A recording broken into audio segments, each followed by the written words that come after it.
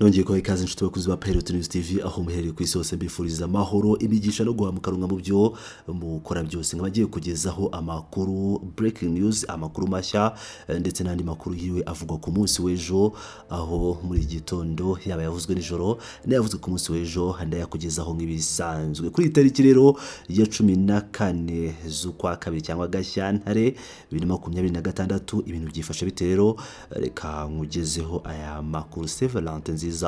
kubiziza umunsi w'abakundanye nihuse cyane rero turahera muri Pinga aho intare zasarambwe zavuye ku musozi wa Buhaya hafi ya Pinga aho byifashe bite mwijoro ryo kuwa kane tariki ya 12 Gashyantare abarwanyi ba AFC M23 bavuye ku musozi wa Buhaya umusozi ufite akamaro kanini mu bya gisirikare no kuvuga ngo ni umusozi uri strategique ko bakomeje kugenda bamenyera imvugo z'intambara cyangwa za gisirikare ukaba ureba agace ka Katobi mu mudugudu wa Banakindi uyu musozi uherereye nko mu birometero 15 uvuye mu mujyi wa Pinga mu gice cya Kisimba aho ni muri territoire ya Warikare nkuko urubuga Actualité Police de rubitangaza izo nyeshyamba zari zarafashe uwo musozi kuva mu kwezi k'Ugushyingo 2025 nyuma yo kuambura abarwanyi ba Wazalendo kugeza ubu impamvu yatumye ziuvamo ntiramenyekana aho umunyamabanga ushinzwe ubuyobozi mu gice cya Kisimba wemeje aya makuru yavuze ko nta bisobanuro bihari ku cyerekezo abarwanyi bagiyemo kuko bavuye muri ako gace mwibanga mu masaha y'ijoro kandi nta mirwano ibaye. La Vicangwi avuga ko abaturage bo mu gace ka Katobi babonye mu gitondo cyo kuri uyu wa gatanu ko umusozi wa Buhaya wari wasigaye nta nyeshyamba zigihari cyangwa intare zasarambwe zidahari nyuma ku manwa abarwanyi ba Wazalendo bakabongeye kuwufata nyuma y'amezi 3 bari barawambuwe bakubiswe inshuro uku kwikura murero bikaba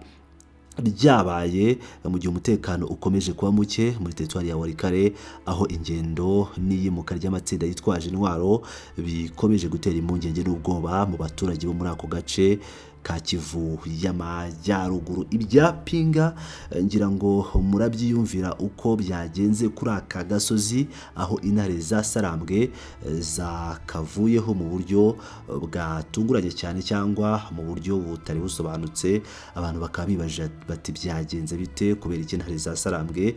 zavuye ahantu ibintu ntabwo byoroshye dukomeje rero mu makuru ari kuvugwa ku rugamba muri Republika Iharanira Demokarasi ya Kongo nkuko bisanzwe ibitero bikabikomeje mu Minembwe aho ibitero bya FARDC na FDNB bikomeje kwibasira abanyamurenge imirwano irimo ubugome bwinshi kuri uyu wa kane ushize yabereye mu misozi ya Minembwe mu ntara ya Kivu y'Amajyepfo aho bivugwa ko yahuje abarwanyi ba AFC M23 n'ingabo za Congo FARDC zifatanyije n'ingabo z'u Burundi n'inyeshyamba za Wazalendo kuva mu byumweru bibiri bishize ingabo za Republika ya Demokarasi ya Kongo FARDC zatangije ibitero ku birindiro by'abarwanyi batwirwaneho bakorana na AFC M23 kuri uyu wa kane tariki ya 12 Gashyantare 2026 imirwano yabereye mu midugudu ya Kakenge, Kabingu, Ilundu, Mulizi, Ana, Kalingi mu misozi miremire ya Minembwe. Bitero mu midugudu y'abanyamurenge mu gihe bikabikomeje mu gihe Angola yasabye agahenge. Kwemera agahenge ni ikintu kimwe no kukubahiriza n'ikindi. Hashize hafi ibyumweru bibiri Minembwe yibasiwe na FARDC na FDNB bivuze ko ari gisoda cy'u Burundi hakaba rero hanavugwa ko abasirikare ba Tanzania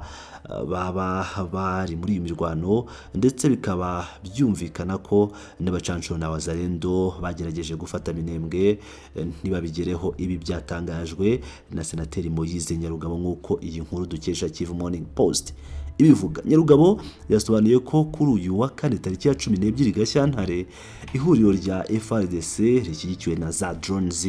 n'ibibunda bya muzinga ryerekeje mu midugudu yo muri Minembwe bica umukecuru w'imyaka 101 witwa Mukuzakabano Elizabeth abandi bagore babiri bakomerekeye mu gitero cya bombe cyagabwe ku bitaro bya Bidegu.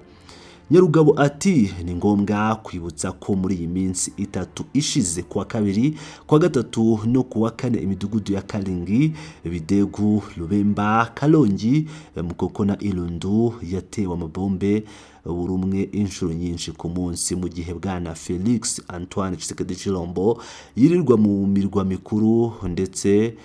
n'ibindi bihugu bitandukanye yigira nk'uri gushaka amahoro. Uyu mugabo yamaganye kandi guceceka kwa societe civile, Afrika yunze ubumwe, amashami ya Loni n'indi miryango ku bitero bikomeje kugabwa iminembwe. Ibi biravugwa mu gihe kuri uyu wa kane n'ubundi Angola yatangaje agahenge hagati ya Kinshasa na AFC M23 guhera ku itariki ya 18 Gashyantare 2026. AFC M23 yashinje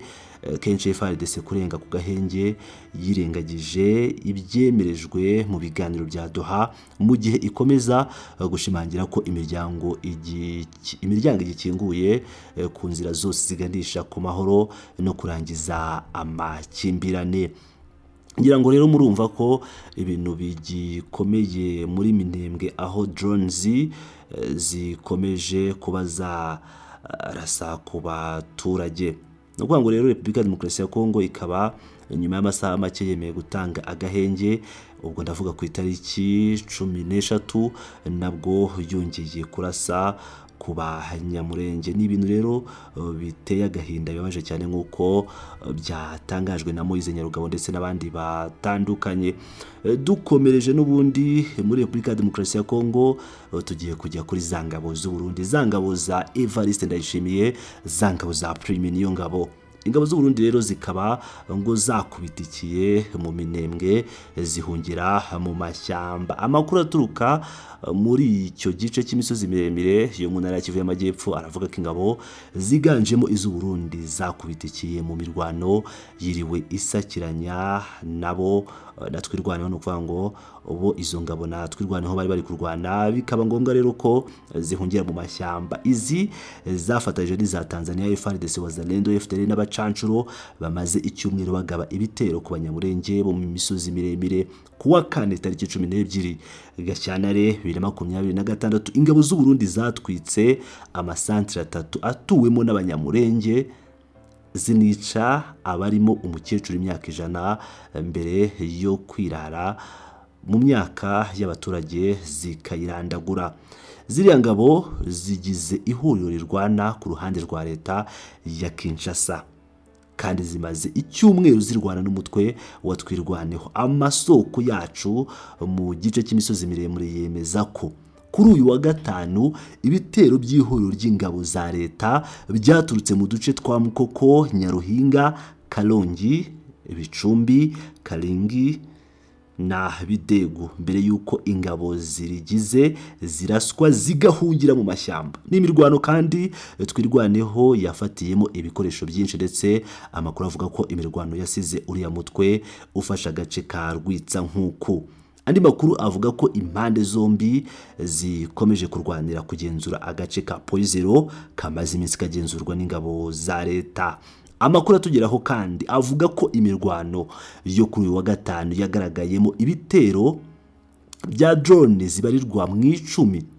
Gusa Twirwaneho biciye muri Colonel Rugabo Fidele yavuze ko izo drone zamaze kuvugutirwa umuti. Ati biratangaje kubona haterwa bombe za drone zirenga 168 mu isaha imwe gusa zoherejwe na drone zirenga 10. Drone zavugutiwe umuti. Rugabo yunzemo ko iri joro Twirwaneho ishobora kwisubiza Poizero yose, dore ko ifite igice kimwe n'ingabo z'u Burundi zikaba ahandi. Hagati aho amakuru avuga ko u Burundi nyuma yo gukubitikira mu mirwano yo kuri wa gatanu bwahise bwohereza izindi ngabo mu misozi miremire yo guha ubufasha izatsinzwe Lanfort. Kuri uyu mugoroba rero nibwo izo ngabo zambutse muri Repubulika ya Demokarasi ya Kongo, kuva kuri mugoroba kwa gatanu ushyira kwa gatandatu, mu mugoroba wa tariki 13 ushyira ku tariki 14 nibwo rero izo ngabo zambutse muri Repubulika ya Demokarasi ya Kongo ziciye mu duce twa Baraka na Mutamba. Ngira ngo rero murabyumvira neza cyane amwe mu makuru agezweho muri aya masaha muri Repubulika Iharanira Demokarasi ya Kongo. Ni breaking news, ni amakuru aba agenda avugwa, turakomeza kugenda tubagezaho aya makuru cyangwa igice kimeze gutya ngiye kujya nyibagezaho buri mu gitondo, aho nzajya ngaruka ku makuru ari kuvugwa yaba muri Repubulika ya Demokarasi ya Kongo, mu Rwanda, mu Burundi ndetse no mu karere hose. Amakuru ukeneye kumenya by'umwihariko ayaraye acicikana yose nzajya nyakusanya nyakugezemo mu gice kimwe cya mu gitondo buri munsi. Inshuti bakuzi ba Pirate News TV, niba ukunda amakuru tukugezaho, niba hari icyo ubona twakosora, waduha igitekerezo hasi muri comment section ndomiro, kuko biradufasha cyane kugira ngo tumenye ibyo mwifuza, tumenye amakuru mukeneye kumenya, tumenye ibyo mukeneye ko tubakorera, tubibakorere 5 kuri 5, kuko nta kindi kitubesheje hano. Ni mwe nshuti zacu, ndabakunda cyane, muri abagaciro.